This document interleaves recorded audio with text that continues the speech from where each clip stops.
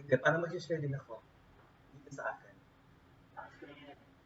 Okay, so I'm sorry about the interruption. My God, terrible. The internet connection in the Philippines is the worst. My God. No? Kaya nananalangin tayo na lahat ng mayroong kasalanan sa mga ganitong klase na problema, balikan ng Panginoong Diyos. Amen. Diyos ko po. So my sincere apologies for that.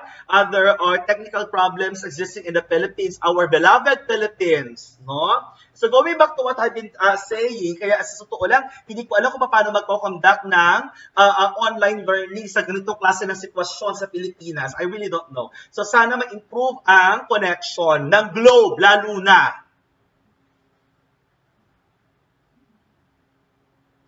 So, I have to go back to what I was saying. I'm sorry, no? Because my connection sa globe has been interrupted. So, imagine, I am trying to help my fellow Filipinos, my colleagues in the in the profession para magkaroon sila ng kaalaman sa research and there will be problems like this. Terrible! My God!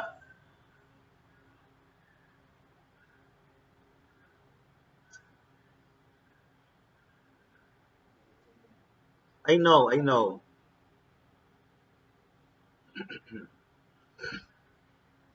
All right.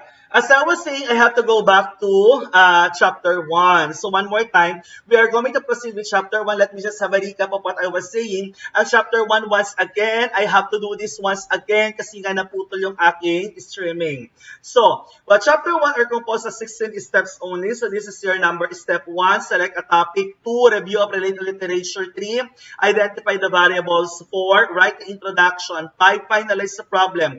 6, state the research question. 7, state the hypothesis. And 8, theoretical paradigm.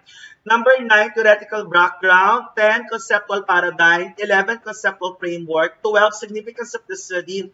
13, scope and limitation. 14, definition of terms. 15, ethics. And 16, informed consent. Now, ganito tinuturo ang research. Kapag nagturo ka ng research, huwag mo ginagawa na sinasabi mo lang na okay, produce chapter 1. Hindi ganon. Kapag ikaw ay magdidiscuss ng research, ituro mo yung step-by-step procedure on how the students will follow it para alam nila. At huwag kang nag-a-assume na alam na ng mga estudyante kung ano yung mga dapat nilang gawin kasi you have to remember, most of the time, hindi nila alam. Alright? Don't assume. That is where the problem is coming from kasi assume ka ng assume. Ngayon, you have to remember na kapag ikaw ay nag-rate ngayon ng chapter 1, so let us proceed. The step 1 is you have to select a topic. When you select a topic, do not create a title yet. And do not demand your students to produce a title. Ang gumagawa ng title, yung mga bihasa ng researcher, yung malawak na ang kanilang karanasan. Ibig sabihin, they can immediately conceptualize the outcome that they want when they start your research writing. Now, for beginning researcher, magsimula ka muna sa step 1. Pumili ka muna ng topic. Ano yung topic na gusto mong aralin? When you talk about that, you just have to consider the following. No? Suppose you need to write a title for a research. You need to consider your needs, problems, gaps, interests, and threats in your profession. Do not select a title yet. First, make a list of all the possible topics before narrowing it down to a title. Step 2, after you put down all the topics that you want, read the review of related literature. Do not attempt to make the research problem, questions, and hypothesis, etc. Huwag mo munang gagawin yung mga bakit ninyo kasi malilito ka. Kailangan buuin mo muna yung topic mo. Tapos, magbabasa ka muna about the topic. Pag nagbasa ka about the topic at nabasa mo na yung mga uso, kailangan, problema, at kulang sa particular topic na napili mo, you then be able to select the variables that you wanted to study. Ganun ang ginagawa natin. Ngayon, after that, you enter step 3, identify the variables. When you identify the variables are the object of your study. You have to remember that your variables are the following. Ang sinusunod natin dito, marami tayong classification of your variables according to the types of data, according to your research methods. So, you have to remember, pag sinabi natin na, sir, ano po yung mga types of variables according to research data? Ito yung mga nominal, ordinal, interval, ratio. Itong mga ganito, this is in the perspective of your quantitative research under statistics. As I said earlier, i-discuss natin ito on a separate topic. Meron tayong kompletong discussion ng research statistics, kompleto yun. Pero ngayon, ang pag-uusapan natin, quantitative research writing muna tayo. Remember also, na kapag pinag-usapan natin ng qualitative research, iba ang approach ng qualitative research. Alright? So, pinag-usapan natin dito, quantitative research writing para hindi kayo malilito. Ngayon, pag sinabi natin na variables, normally in quantitative research, the most common variables will be your independent variable, which is the cause or the treatment or the intervention. All that. You also have your intervening variable. Intervening variable is known as the process. Ano? Pag sinabi mong process, ano yung proseso kung saan ang intervention or treatment makaka-apekto sa dependent variable mo.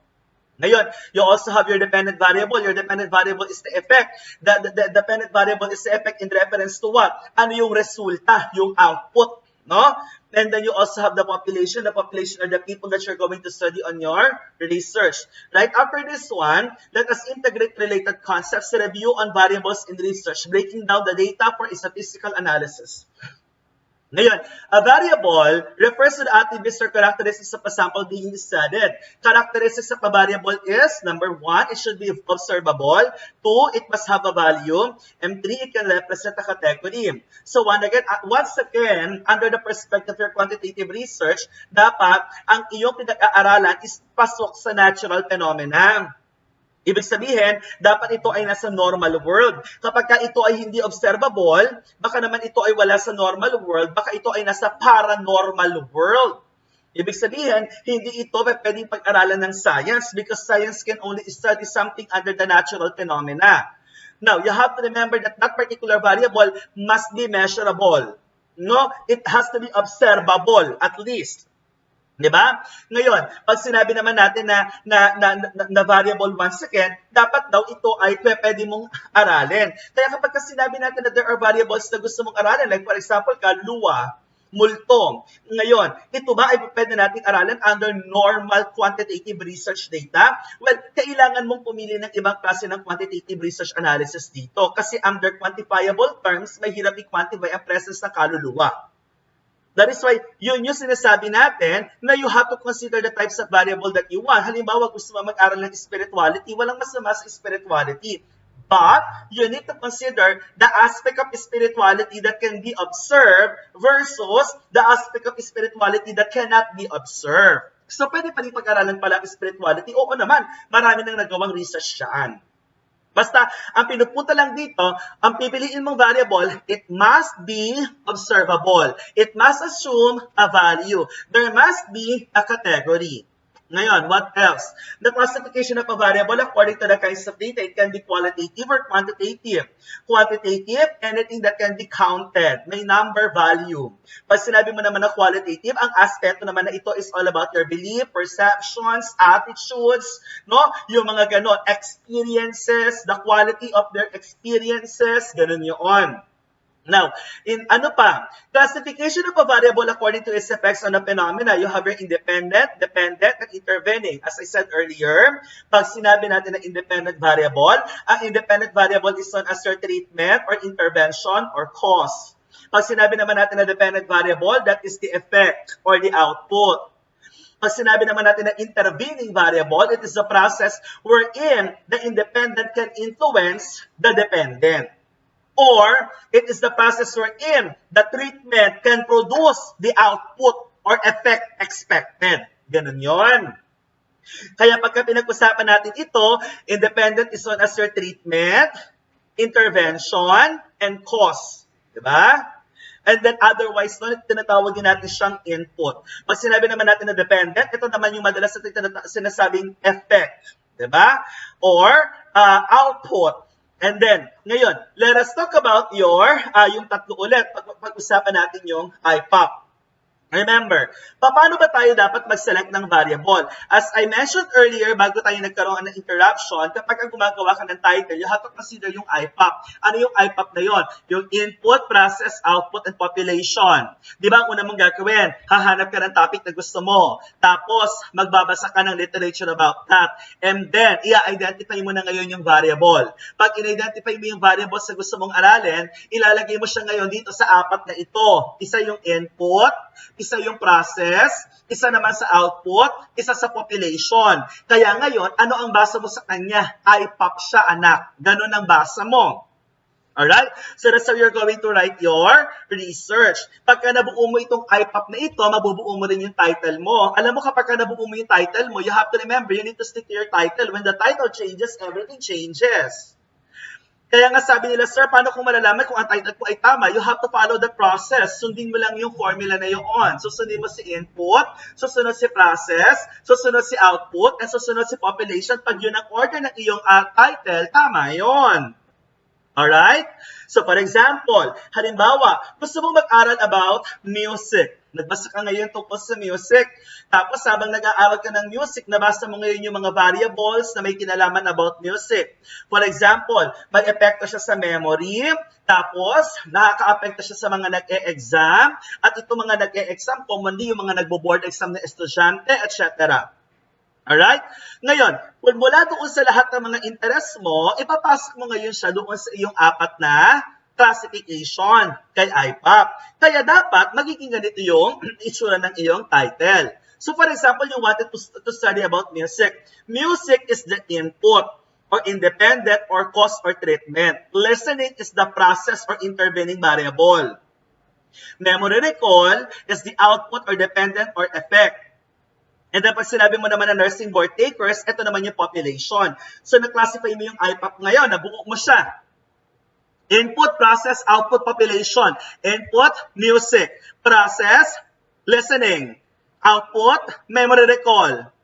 And then population, nursing board takers. So sir, ano pala ang dapat tamang formula para sa isang title? For quantitative research, it would be IPOP. Ngayon, pag IPOP yung title mo, tama yun. Pag mo hahayaan na magbago siya, halimbawa, ang ginawa mo, anak, no? Ginawa mo siyang poppy.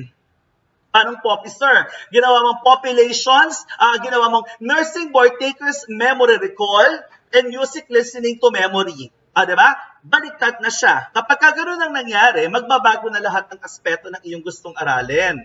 Kasi you have to remember, you need to follow that standard. Yung input, process, output, and then population. That's the order. Change anything, everything changes.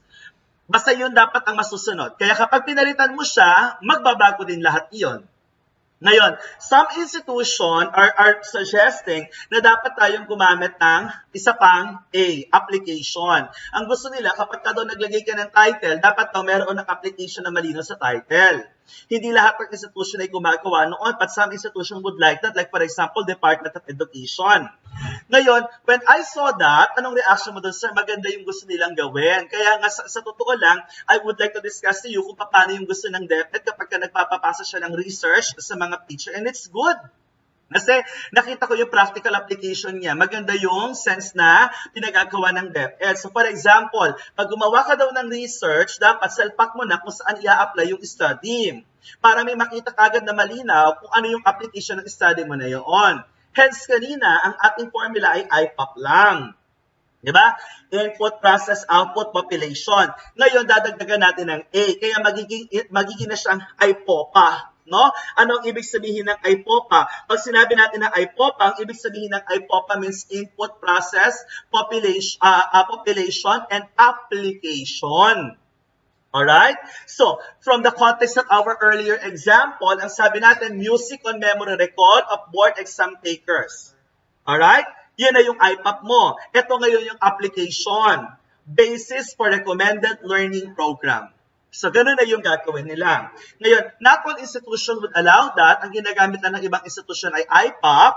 Ngayon, mas maganda na merong IPOPA, yung A application, nakasalpak na siya. So you may want to consider that if you are doing the actual study. Ngayon, aside from that, you also have to consider your step 4, write the introduction. Pag nakagawa ka na ng title mo, so okay na yung title, at sinabi ko na sa iyo, huwag kang magbabago.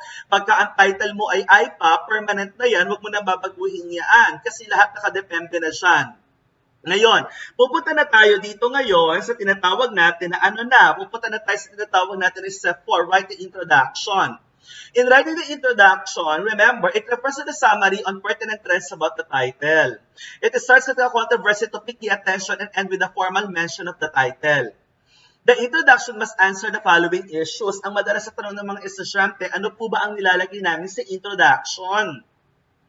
At paano po ba itong sinusulat at hanggang saan po ba dapat ang sinusulat namin? Ang introduction, naglalagay ka lang ng introductory summary on pertinent trends about the title. As much as possible, you started with a controversy. And then, ang first paragraph, bubuuin mo siya sa bawat paragraph. The first paragraph will answer or will discuss what is the controversy that pushed your curiosity. Second paragraph, what happened before? Third paragraph, what is happening now?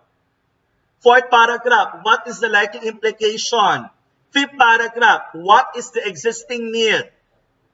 And then last paragraph, conclude the introduction by stating you are carrying the research up to find out about and then put your title.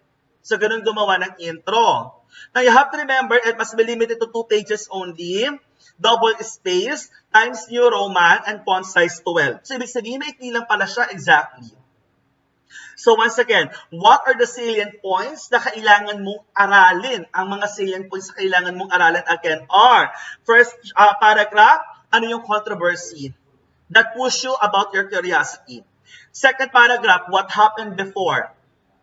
Third paragraph, what is happening now? Fourth paragraph, what is the likely implication? Fifth paragraph, what is the existing need? And last paragraph, conclude the introduction by stating that you are carrying the research study to find out about, then put your title. So, ganun gumawa ng introduction. As much as possible, pag gumagawa ka ng introduction, ang intention niya ay para makapag-draw ka ng attention ng reader. Na dapat, kapag kayo nagbabasa, pag nakita niyo yung introduction, ganahan siyang basahin kung ano yung laman ng study mo. Ngayon, ang common strategy na ginagamit natin dyan sa quantitative research is gumagamit tayo ng kontrobersiya, or a controversy in order to draw their attention. Something like that. Ngayon, kapag gano'n na ginawa mo, paano ginagawa yan, sir? So, for example, halimbawa, di ba? Isip tayo ng magandang controversy. So, this is just hypothetical, kathang isip lamang. Diba? Halimbawa, ganito ang ilalagay mo sa introductory paragraph. Diba? Mga isdang tilapia, naging bakla. Ganon ang ilagay mo. And then, what is the controversy that pushed your curiosity? Ganun ngayon yung panimulang statement mo. Mga isdang tilapia ay naging bakla. Natuklasan sa pag-aaral na kumukonti ang produksyon ng tilapia sa isang lugar sa Pilipinas. Halimbawa, ganon. Dati-dati, nakakakuha sila ng 10 toneladang tilapia. Ngayon, nakakakuha na lamang sila ng 2 hanggang 3 toneladang tilapia. Bumagsak ito ng nasa 70%. What is happening before and what is happening now.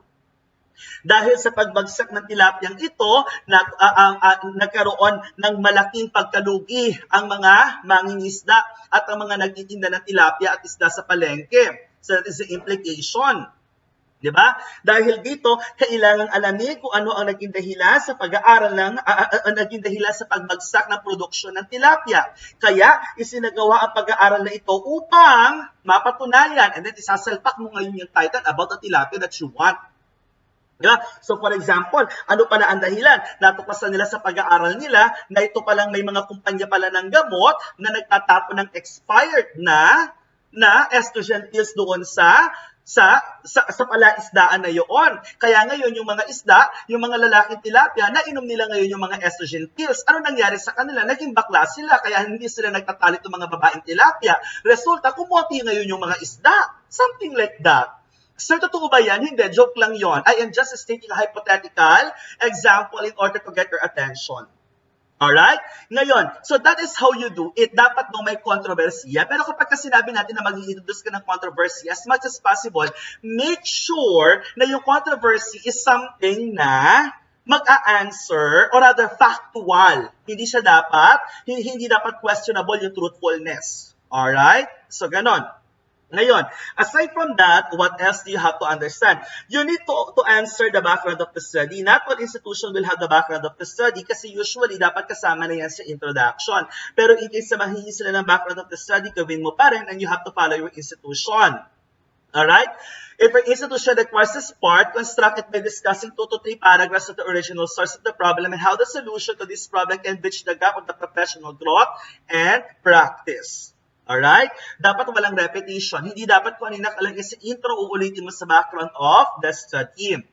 Ngayon, ano pa? Step 5, you need to finalize the problem. Get the title, then break down its variable components in terms of independent, intervening, dependent, and population. That is, state the general purpose why you are trying to pursue the study. For example, ang original study natin is about music listening on memory recall of board exam takers. So, the statement of the problem. The study was conducted to observe the effect of rock music, R&B music, and classical music to the memory recall of nursing board takers ages 20 to 23 years old. So, in finalizing the problem, you are just going to put the details of the problem. So, yung variables sa kinuha mo, yung title, ilalagay mo lang yung specific details sa gusto mong isama. Halimbawa, doon sa iyong treatment, sa intervention or sa input, ano yung gusto mong isama sa input? Yun yung rock, R&B, and classical. Pagdating mo naman sa output, anong output ang gusto mong i-measure? Ang gusto mong i-measure, isa lang. Memory recall lang. Diba? So that's how you do it. And then sa population, i-measure mo anong population ang gusto mong itest ang iyong study. And that will be the nursing board exam takers out of the thousands and hundreds of those who are taking their board exams. Ngayon, once you are done with step 5, proceed with step number 6. In step number 6, state the research question. How do you do that? First, enumerate the specific details of the research problem that you want to study. Then, the research questions are stated as a continuation of the research problem. Kaya nga hindi pwedeng magbago yung title mo, anak. Kung ano yung title mo na IPOPA, kailangan yun doon nakabase ang iyong problem. Ngayon, kung ano ang problem mo, doon nakabase ang iyong question. Kaya you have to remember, hindi ka pwedeng magpalit ng title kasi pag pinalitan mo yung title niyan, magkakaroon ngayon ng domino effect sa lahat ng parts ng research. That is why, bago mo i-finalize ang title, kailangan nagkakaintindihan kayong dalawa ng advisor. At kapag ka nagkaroon na kayo ng final title, the advisor must, stand with you in order to protect and defend the title. Hindi pa pwede na pabago-bago ng title. Yung tipong tapos na ang defense, papalitan na naman ng title. Hindi ganon. Diba? As much as possible, bago pa yan umabot ng defense, na-examine na ng advisor yan kung ito ba ay tama o hindi. Alright? That's how you do it. O ngayon, aside from that, for example, let us now give the example ngayon. Specifically, the study aim to answer the following research question. Number 1, what is the difference of memory recall among the 4 groups before and after listening to rock, classical, R&B compared to no music at all? Number 2, what is the difference in the memory recall of nursing licensure examination takers before and after listening to rock, R&B, classical, and no music at all? So that's how you do it. Ngayon, number 7, state the hypothesis. Now, how do we state the hypothesis? Go back to the title again. And then take note of the independent and dependent variable. Remember that the hypothesis is based on the research questions. That is the part where you try to assume the possible relationship between the variables by using scientific basis gathered from your RORL. The relationship may be stated in a positive way or alternative hypothesis. These are hypotheses that attempts to explain the supposed precise relationship between independent and dependent variables. So, balikan mo yung title mo. Ano ulit ang title mo? Music on Memory Recall of Nursing Board Takers. Tapos, ano yung problem mo? Yung problem mo, the study is conducted to determine the effects of music on memory recall of nursing board takers. Diba? Ngayon, ano yung specific research question mo? Specifically, it aims to answer the following. Ganun siya. So, from there, gagawa ka ngayon ng hypothesis. Pag sinabi natin na hypothesis, what is the assumed relationship of those variables? You're going to state it. Ganon. Ngayon, you may also state the relationship in a negative or null hypothesis. This is known as your hypothesis of the of difference. This is known as hypothesis of no difference. That indicates a non-relationship between the independent and dependent variable. Remember that the number of hypotheses you will have depends on the number of research questions you have and the likely relationship you can scientifically assume and empirically prove in your study. Remember also na kapag gumagawa ka ng hypothesis, it must be non-directional kasi dapat hindi ka nagpapakita ng bias sa paggawa ng hypothesis. Alright? Meaning the researcher must not be interested where the results of the study would lean towards in the future, be it in favor or against the problem. It must not be suggestive of what you personally believe to be the result. Otherwise, the study will be biased. Kaya nga normally, ang ginagawa natin siyaan, dalawa yung ginagawa mo. Nag-i-state ka kagad ng null at nag-i-state ka kagad ng alternative hypothesis at the same time. That's how you do it. No? So, in this case, let us talk about this. Ano? Sabi natin ganyan, ano nga ba pinag-uusapan natin? Review of related concepts, research, hypothesis. Let's talk about your null hypothesis. Null hypothesis refers to the claim that the two means of the variables studied are equal, meaning it's a hypothesis whose value is 0. A null hypothesis is an assumption that there is no change in the values observed. Pag sinabi mo naman na alternative hypothesis, this is the exact opposite of the null hypothesis. It is known as affirmative hypothesis. Kaya pag gumagawa tayo ng hypothesis, dalawa palagi.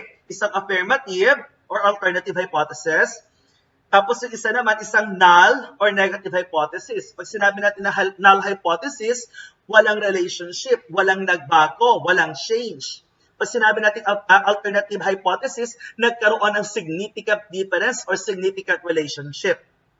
Ngayon, in this case, we are going to consider also other aspects. No? So for example, sir, pag po ba tayo ay gumagawa ng hypothesis, how are we going to test the hypothesis? We are going to discuss it in chapter 3. Alright? So don't worry about that. So importante mo muna, tingnan mo muna kung ano yung mga dapat mong isulat sa hypothesis. For example, music on memory recall.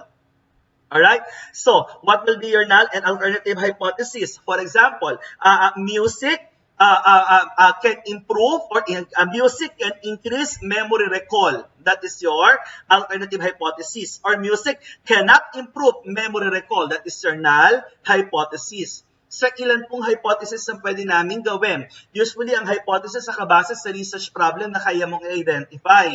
Normally, kapag kayaan ay bachelor, isa lang. No, isang research problem lang. Tapos ang hypothesis dalawa, isang negative at saka isang positive or isang alternative at saka isang null.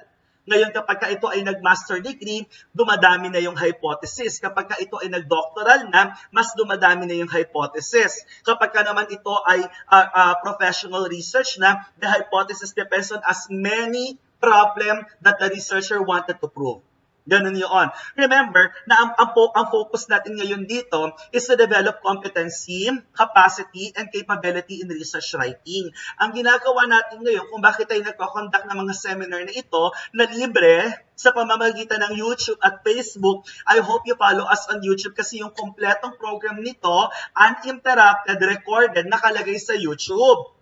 Kasi itong streaming, ang daming nagaganap na interruption. Napuputol yung connection at pagkatapos na nangyayari pa, nakita namin noong nakaraan, kinakat ng Facebook pagdating sa dulo. When I was discussing about the books, you don't know, kinat ng Facebook and I don't know why they are doing that. Ngayon, I'm telling you, the entire content is in YouTube. Para mabalikan nyo doon. Kasi ang nakukuha sa Facebook, putol-putol siya, hindi siya kompleto.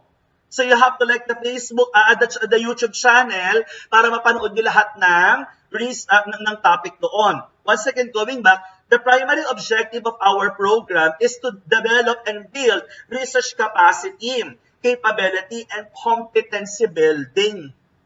Diba? Kailangan mabuo mo itong tatlo. Bakit? Para makagawa ka ng research. And you have to understand, sir, hindi po ba kapag kami ay nakagraduate na ng bachelor, alam na namin yan? Apparently, according to research, hindi. Ang lumalabas sa study, mababa pala yung competency, capacity, and capability ng mga tao sa paggawa ng research. Kaya kinoconduct natin ito at gumawa kami ng libro for that. Alright? So going back to what I was saying, no, pagdating sa ating hypothesis, ilan ulit ang hypothesis na pwede isulat? Kahit na gaano karaming hypothesis pwede. Nakadepende ito sa number of research problem. Saan ulit nanggaling ang research problem? Sa research title. Paano ulit ini-state ang research title? IPOPA. Diba? So, ulitin natin. Let us summarize everything once again bago tayo mag-move forward sa ating topic. Una, step 1. Anong gagawin mo? Humanap ka muna ng iyong topic of interest. Tapos, step 2, magbasa ka ng balita or report about sa topic na yon. Step 3, piliin mo yung variables na gusto mong aralin. Step 4, isasalpak mo yung variables ngayon sa iyong IPOPA. Input, process, output, population, and application. What is your input?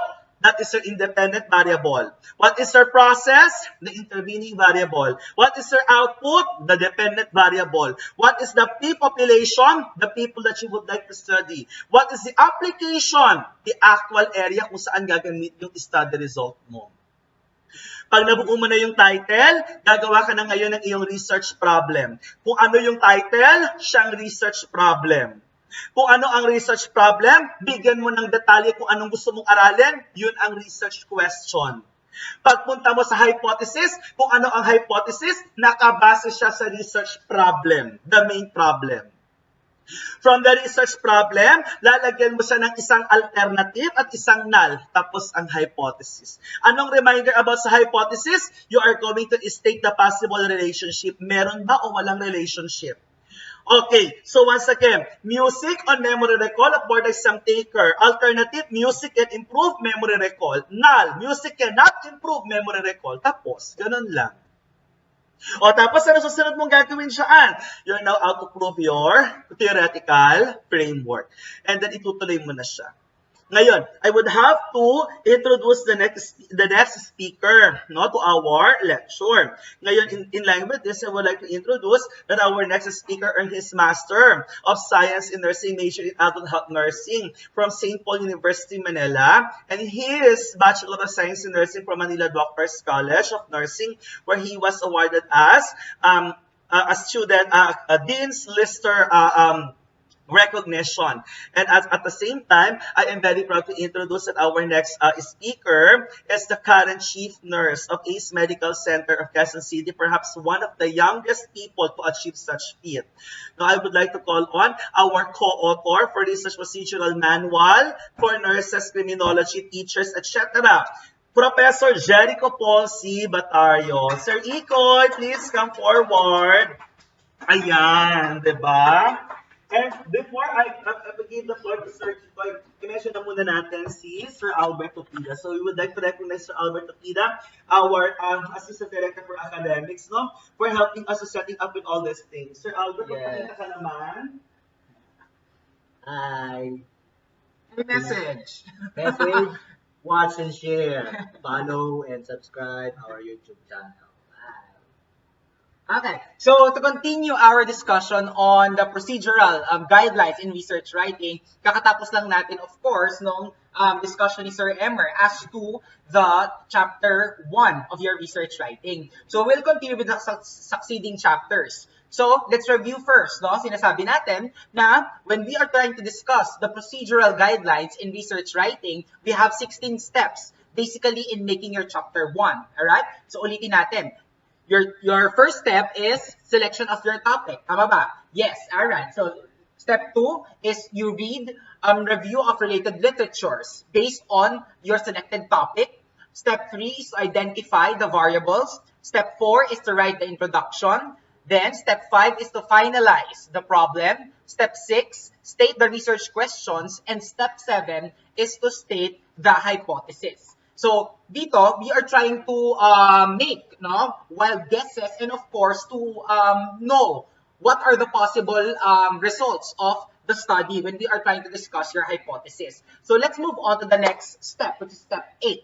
So, when we talk about your step 8, this is your construction or the use of your theoretical paradigm. Remember that from your actual hypothesis, alright, so what you need to do is to explain the supposed relationship of your different variables placed in your IPOP, no, your input, process, and your output, you have to know the relationship of these variables by using a diagram. And in particularly, when you talk about your step 8 or your theoretical paradigm, you are trying to associate the basic relationships of your variable that would defend these types of, or the existence, o yung pagiging realistic ng variables mo, yung relationship ng variables mo based on a set of theories.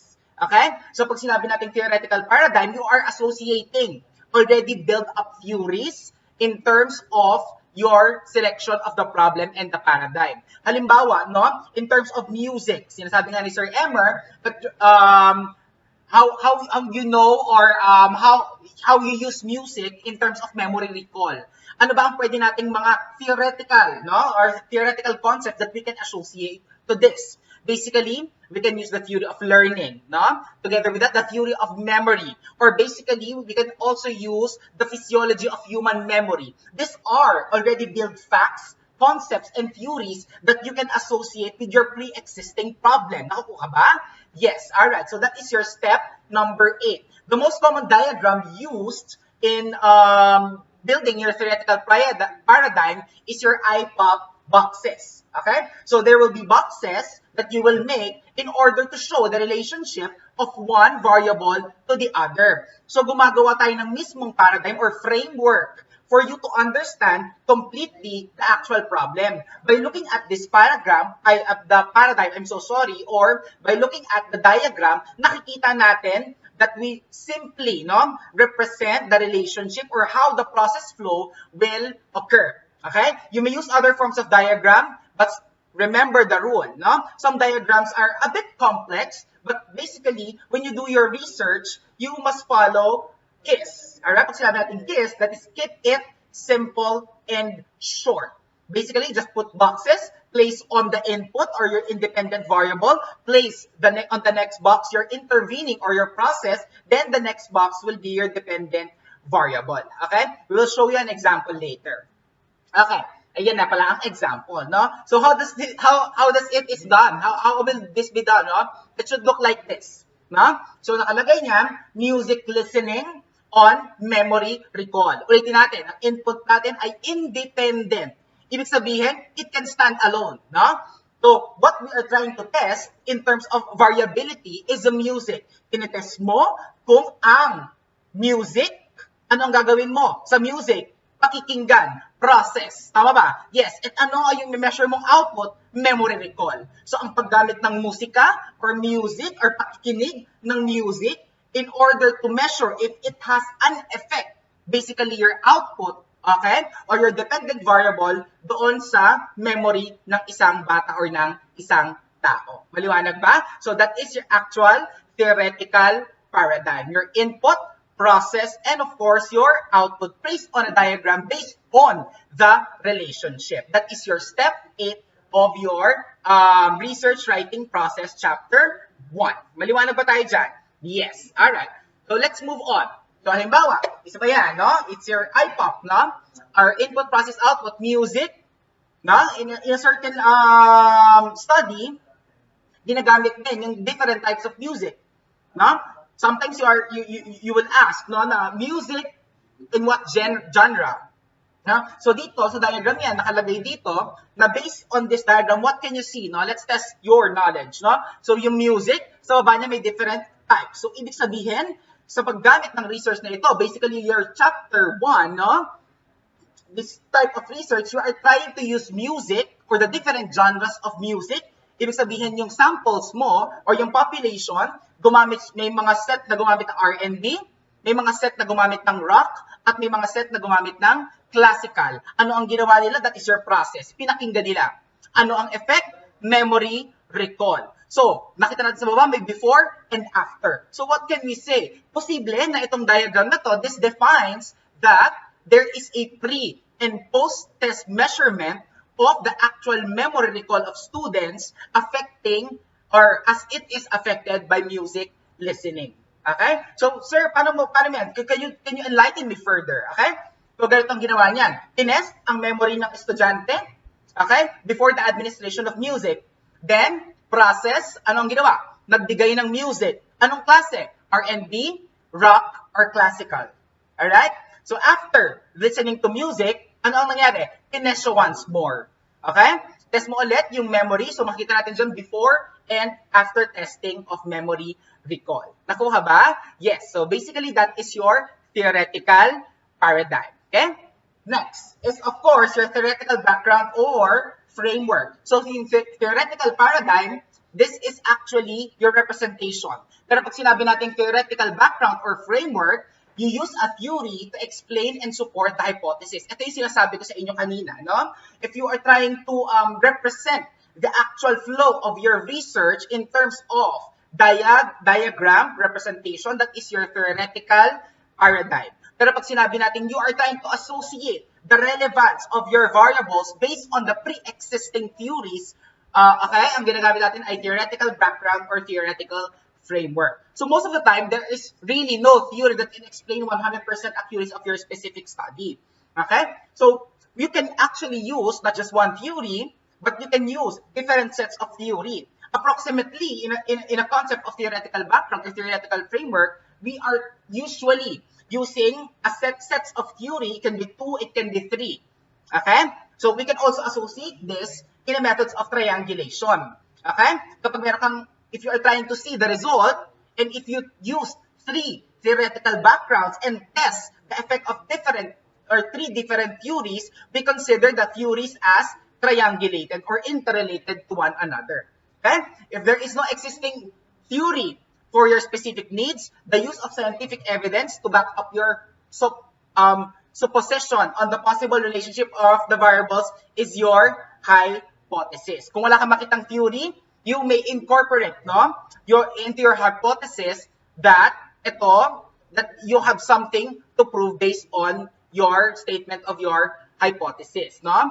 So these are the examples. No? So in terms of memory recall using music, okay? So ito yung mga examples ng ating theoretical framework. So according to Sir Camo, yan, music stimulation activates the cortical and subcortical areas of the brain that resulted in production of dopamine. So sinasabi ng isang theorem ito, according to Sir Camo, na ang dopamine daw, particularly if it affects the dopaminergic mesocortic limbic system, no, it stimulates arousal, memory recall, and attention. And if, for example, ang isang bata, meron siyang arousal, gising, hindi inaantok, no? And meron siyang focus in terms of attention span, mas nagkakaroon daw ng memory recall ang bata.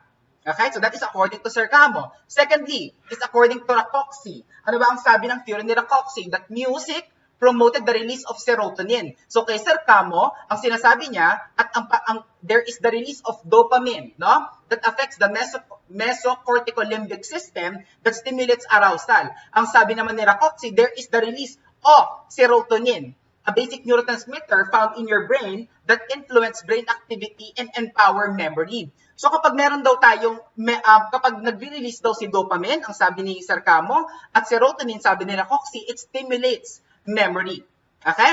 And according naman kay Schneck and Berger, claimed that music had a profound influence on how information tracks to the brain. It is altered the route, no? It passes by the amygdala-centered neural networks associated with emotional fear responses to hippocampus. So, merong certain process of the brain that stimulates memory. And what you have to remember, pwede natin sabihin na interrelated tong tatlong teoryang ito. Bakit? Sinasabi nila na when there is memory, no? When there is music, it stimulates the release of the dopamine, according to Sir Camo. It also stimulates the release of your serotonin, according to Rakoczy. And of course, it follows a certain pathway that stimulates brain activity to, of course, increase arousal, increase attention, and resulting to memory recall. That is according to Schneck and Berger. Okay, so these three theories are examples, of course, of your theoretical ano ba yan? May sumisilip. Sorry. Ayan. It's an example of your theoretical framework. Paliwanag ba? Okay. So, next one is your conceptual paradigm, no? So, next one is you have to make and you have to conceptualize on your conceptual paradigm. Remember that when you talk about your conceptual paradigm, it refers to a more specific explanation in a form of a diagram on how you want to study your study to proceed. No? It means to say that this is your conceptual idea on how the study will go and how it will be accomplished. So pag sinabi natin conceptual paradigm, this is a graphical representation on how the different variables affects the actual study flow. Okay? O yung step-by-step procedure on how you will test or measure your variable. So you put it in a diagram. That is what you call your conceptual paradigm. Remember that this is based on the theoretical framework. According to your theoretical framework, you make a conceptual paradigm based on your variables. Okay? So, halimbawa, na? So, this is an example of your conceptual paradigm. Music as environmental stimuli, no? Sinasabi natin na usually when we are trying to make your conceptual paradigm, you are not actually following your IPOPA format. However, it just shows the relationship between the variable and the possible effect. So, ang nakikita natin dito sa diagram na ito ay music as an environmental stimuli can affect, no? Or it has a different effect in memory recall. So music affecting memory recall. So that is your conceptual paradigm. Okay? So your conceptual framework, on the other hand, this is a narrative explanation on how you conceptualize the accomplishment of your study. It is simply trying to explain the conceptual paradigm or diagram. Okay? So si theoretical framework, ang kapartner niya ay theoretical paradigm. Okay? If usually there is no associated theory to explain the actual study, you choose to make a conceptual paradigm and explain it using a conceptual framework. Some researches or some institution, they just require one. Hindi kailangan na pareha silang meron. Okay? So some of them, ang ginagamit nila is the pre-existence of theory in order to prove the effect of the variable, or to support the variables chosen to answer the product of the study. If you are trying to use the theory, you will use theoretical paradigm and theoretical framework. However, there are instances that there is no associated theory for you to explain or to support your actual problem or your actual variable. Therefore, if you wanted to show the relationship of this different variable, you use your conceptual paradigm and explain it using conceptual framework. Clear? All right, very good. No? So the next one is after you make the title, your statement of the problem, then you have your hypothesis. No? After your hypothesis, you will make out of your hypothesis, in order to prove the actual flow, you make your paradigms and your frameworks. Then after that, if you have already catch this, there is the time that you will go to step 12. When you talk about your step 12, this is actually the significance of your study. When we are trying to refer your significance of your study, this refers to the possible worth of the study. The main question that you must have in mind is, who will benefit from the study? Sino ang makikinabang, no, sa results ng study mo? Sino yung pwedeng makagamit? Alright? But remember that when we are trying to know the concept of research, what you have to remember is you are trying to test variables in order to help a bigger institution. Or pwedeng sabihin natin na in order for it to be applied one way or another. So sino ba yung pwedeng mag-apply, makagamit ng research mo? So you have to state it in a form of a paragraph form, and each paragraph, you have to state who will benefit from the study and how will they benefit from your study. Okay? So ano yung pwedeng maging contribution na to in terms of the academe? Halimbawa, pwedeng in your profession or in your practice, or pwedeng sa other research community. Usually, sinasabi natin dito, pag sinabi natin significance of the study, we always include the future researchers. Remember that for you to come up with a selected research, you cannot test everything. Hindi mo pwedeng pag-aralan lahat ng variables na pwede mong i-associate sa study mo. Okay? Kailangan dyan ay you just pick a certain variable to be tested and measured. And, of course, as you put it in writing or in your research, posible that other researchers can use your research in order to strengthen and supplement the strength of your findings using different variables, kaya tayo nakakatulong, and it broadens up the actual research concept. Okay? So that is your significance of the study. The next is your scope and limitation. After making your significance of the study, The next one is you have to make your scope and limitation. So ito, in this part, it is composed of actually 2 paragraphs, no? So dito sa dalawang paragraph, first paragraph will be, of course, you will be discussing the scope. Pag sinabi natin ang scope, ano yung kasama? Ano in Tagalog? Ano yung saklaw ng research mo? Okay? So in terms of, halimbawa, yung music on memory recall of board exam takers. Alamin natin, no? Let's say, nasabihin natin you are trying to test memory recall using music. Okay?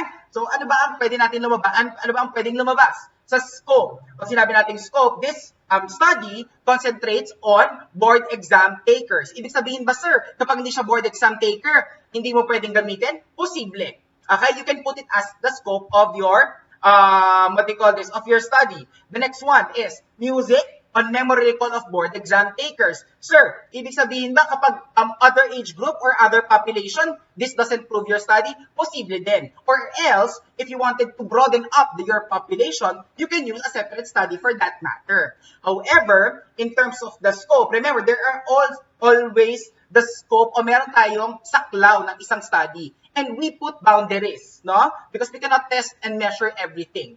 Okay? Then, the next paragraph will concentrate on the limitation. Ano naman ang hindi kayang maabot ng study mo? Ano naman ang hindi maisasali as a variable, possibly related, pero it would not be tackled in your study. So, this will concentrate your limitation. It should include the following discussions. Number 1, sino ang test subjects mo? You can actually concentrate on the age, posible, their actual status, no? Or pwede rin naman na educational attainment. Pwedeng maging limitations yon. Also, pwede rin naman ang age, pwede rin naman ang sex. If you wanted to concentrate on males, do concentrate on males. If you wanted to concentrate on females, do concentrate on females. If you wanted to concentrate on both, you can also state it as your scope. But of course, if you wanted to concentrate on males, no? Ano ang gagawin mo? You put females as a limitation. You get it? Yes. All right. Next one is intervention or treatment. Halimbawa, we are trying to use music, classical rap ballad. Halimbawa, 3. Okay? Ibig sabihin ba, sir, na ilalagay ko sa scope ko yung 3 type of genre? Yes, very good, no? However, kapag pumili ka na halimbawa ng iba, mellow, Christian songs, something like that, folk songs, sila ang papasok saan? Sa limitations mo. Because these are the things that you cannot study during your research. Okay? So, intervention or treatment, pwede rin naman that longevity. Okay? O yung haba ng pagbibigay mo ng intervention. Halimbawa, you are trying to administer it in a span of 30 minutes. So, kapag sobra sa 30 minutes, yun magiging limitations. Binigay mo lang ang music to gauge the effect of music in memory recall for a span of 30 minutes. So, ibig sabihin, sir, it would vary ba kapag ginawa kong 1 hour? Posible. So, that will fall under your limitations. Okay? Sampling method. Okay? So, pwede natin ilagay dyan on how your samples are being selected. In terms of sampling, we will discuss this one in depth in Chapter 3. Okay? Then, the schedule or time frame using the Gantt chart. Because you have the different types of research in terms of longitudinal, cross-sectional. So, itong mga ito, of course, it can affect the results of your study. So, put it as a scope, iniulit ko, kapag scope, ano ang saklaw o ang kasali sa research at ano ang limitation o ang hindi mo maisasali. Do you get it?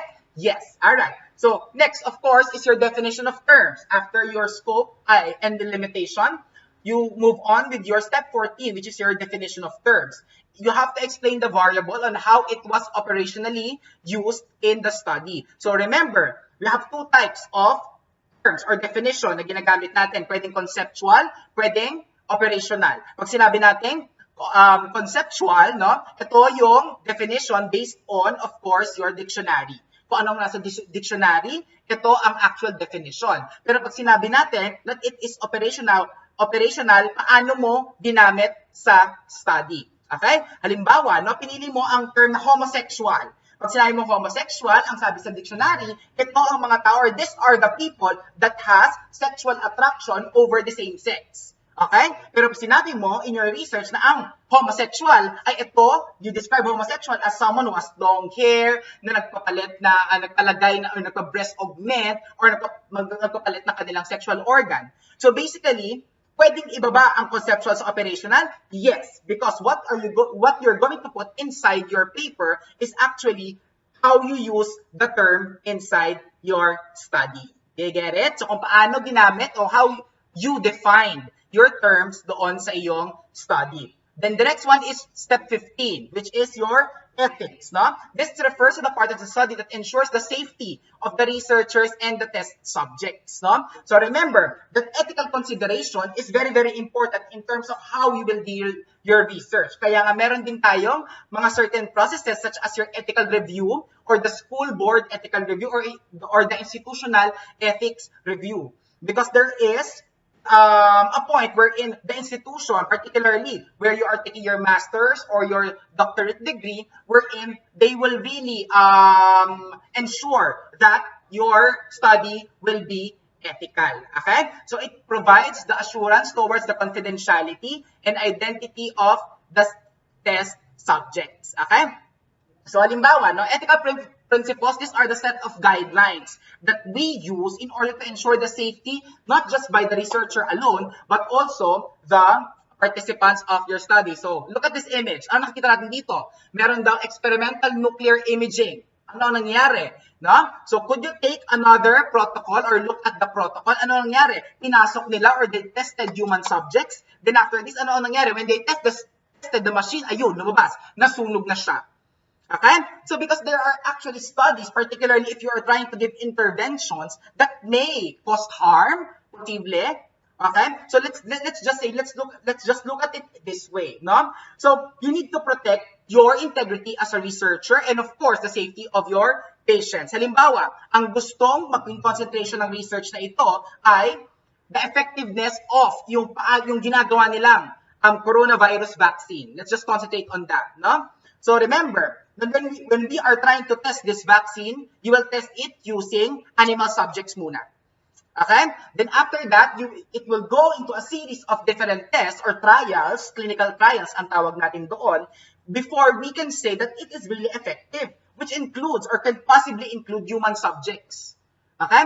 So, pag ginamit natin ng human subjects, ano ang pwede? No? Posibleng sa animals ba meron siyang effect? Yes. Pero pagdating sa humans, magkakaiba ba yung effect? Yes. And may it cause harm? Yes, of course. No? So this is actually the concept of ethical principle. If you're trying to use the intervention, kailangan protektahan mo yung test subjects mo. You must ensure that they are safe. Okay? So what are the different? Of course, ito yung mga different ethical principles natin. Global effect, totality, yan, beneficence, no? Do good, non-maleficence, do no harm. You have to be in justice, no?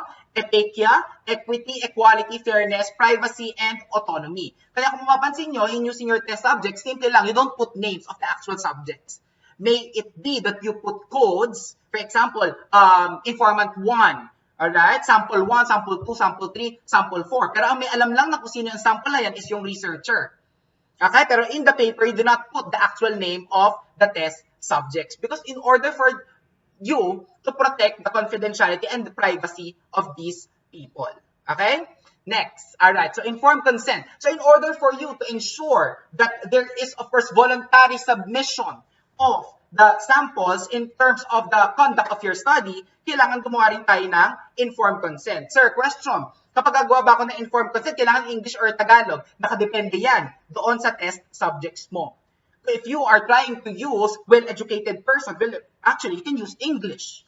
Alright? Pero halimbawa na hindi naman ganun ka-versed yung language ng mga taong ang gagamitan mo ng consent mo, you can actually shift it into English or Tagalog. Sometimes, in a simple note by the researcher, naiisip natin na when we do your informed consent, o kapag meron ka, kung nagpapakonsent ka, you always prepare two languages, English and Tagalog, in order for you to be safe. No? Refers to the part of the study where the researcher secures the written permit or yung permission natin that these persons voluntarily submit themselves to be included in the study. Ito yung nagpapatunay na ako, pangalan ng what do you call this, ng respondents mo or ng samples mo, then nakalagay doon that naiintindihan nila all about the basics of your research, ano yung magiging benefits, ano yung magiging risk, does it include monetary, what do you call this, benefit, no? Ano yung mga impending risk nito? Lahat yun kailangan ilagay mo sa informed consent.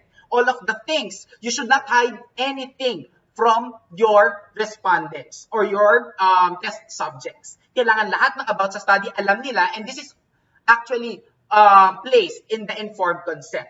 Number one of the characteristics is full disclosure, all of the details in terms of the purpose, the objectives, the data gathering procedure, the risk, okay, should be put inside the consent. No coercion, walang pamimilit. Hindi mo sila pwedeng pilitin na sumali. If they don't want or ayaw nila mag-consent, therefore, you look for another sample or maghanap ka ng ibang tao that will join your study. No intimidation, no? Yung parang nananakot ka na, sumali ka, no? No bribery. Okay, ibig sabihin doon na nabibigay ka ng suhol, no? So hindi natin pwedeng gawin 'yon. And the samples must voluntarily submit themselves. Ibig sabihin kusang loob na sumasali sila doon sa research process. And patient comprehension must be ensured. Ibig sabihin niya na hindi tayo pwedeng gumamit ng samples wherein these samples cannot actually give consent, such as minors, halimbawa. Okay? Pwede rin naman na if your subject is unconscious, comatose, sa tingin mo bibigyan ng consent yan at sasali sa study? No, of course. But of course, the understanding and the comprehension, all of the details in terms of comprehension according to your study must be understood by the patients or by the informants or the subjects properly. Okay, so that is the actual use of your informed consent. So halimbawa, this is an example. Informed consent, okay, so yung participant, kung compensation, kung meron, for example, if you fill out this questionnaire, I will give you 100 pesos. Kailangan sa agreement niyon. Pero kung walang nakalagay doon, of course, hindi mo siya kailangan or hindi ka obliged magbigay ng 100 pesos sa kanya. Okay? Name of the researcher, objectives. What is the study for? Data to be collected. Is it in a form of questionnaire? Is it in a form of interview? I-record ba yung mukha niya? No, audio recording lang. Or magsusulat siya ng essay, something like that. No? Research procedures, yung step-by-step procedures na kailangan. Ano yung mga possible risk? Will it affect his or her status? Magbibigay ka ba ng gamot or intervention? Meron bang posibleng masamang dulot ito? And the possible benefit. Okay? Lagay mo yon. Ano naman yung pakinabang niya? Isasali siya. Contact details, of course, and confidentiality assurance. Kailangan ilagay mo doon that all or their whole identity will be kept confidential in all of the results of this study. And the right to withdraw from the study. Ilagay mo rin yan that in the case that there is uncontrollable circumstances wherein you have to withdraw to the study, no? You may voluntarily do so. Hindi natin pwedeng sabihin sa kanila na pumirma ka ng consent. Alright? Hindi ka pwede mag-withdraw. Mawawalan ako ng subject. You cannot or you can never do that. Because joining as samples for the study is merely voluntary. Maliwanag? Yes. Okay. So those are different ethical principles and that comprises, of course, your chapter 1. Okay? So ulitin natin. Step 1, selection of the topic. Step 2, review of related literature. Sabi nga ni Sir Emmer, pagdating sa related literature, in terms of quantitative studies, you may read actual literatures already. Iba yon kapag qualitative na yung pinag-usapan natin. And that is actually a different webinar series for us. No? Then step 3, identify the variables. Your independent, your intervening, and of course, your dependent variables. The next one is you have to write the introduction. Finalize the problem, state the research question, then state the hypothesis, then theoretical paradigms, theoretical framework, conceptual paradigm or conceptual framework, significance of the study, scope and delimitation or limitation, definition of terms, ethics, and using, of course, your informed consent. So, ganon. Natapos na natin actually yung 16 steps. Kapag nagawa mo itong 16 steps na to, therefore, you have a very, very nice and very, very good chapter 1 already. Okay? So, you just follow different guidelines given to you, of course, by Dr. Emerson Aliswag and yours truly. And when you follow this step-by-step procedure, remember that research is actually procedural. It is a step-by-step process. If you follow the step-by-step process in making your research, you can produce an appropriate and up-to-date and factual and very, very well-versed type of research. Okay? So 16 steps then to make your chapter 1. Okay? So may I call on again? So that is, ayan. So before I give the floor back to Sir Emmer, of course we would like to promote our 2 books. No? This is your research procedural manual for we have people from psychology. So meron tayong research procedural manual from psychology. Ayan, isipin nyo na nag-vlog ako. Okay. Then the next one is you have your senior high school book. Again, okay, focus. Ayan. This is a vlog by yours truly. Alright, so these 2, yung mga lectures namin, nandyan yan. Okay, in general, yung lecture namin. Pero in terms of the actual application, it will vary from one profession to the other. So nandito yon sa aming libro. Okay? So with that, for the other, may I give the floor to Dr. Emerson Aliswag. Thank you very much. Ayan, thank you very much, our beloved Chief Nurse, Sir Ikoy Batario. So maraming salamat sa inyong pakikinig. And then, of course, there will be more lectures to come. And then next to this will be your chapter 2. And your chapter 2 will be discussed by Wednesday. And then ako ang madidiscuss ng chapter 2 sa Wednesday. Tapos sa chapter 3, kaming dalawa ulit ni Sir Ikoy, or there might be another surprise guest. So I hope that you are learning continuously, no? I would just like to introduce all our other books aside from the psychology and senior high na sinabi ni Sir Ikoy. We also have, of course, our research procedural manual for teachers. Ayan, di ba? So ito po siya. Kung mababasa ninyo, ayan po ang kanyang title. So you have your research procedural manual for teachers, and aside from teachers, we also have your research procedural manual for criminology. Ayan naman yon, di ba? And then, of course, ang susunod siyaan, meron po tayo sa lahat ng mga nagma-master at nagdo-doctoral degree, we have your research procedural manual for graduate students. So, parang ang kapal. Correct. 870 pages ito. Kaya kapag tingnan mo siya, sir, wala po bang nursing? Meron, di ba? So, we also have a research procedural manual for nursing.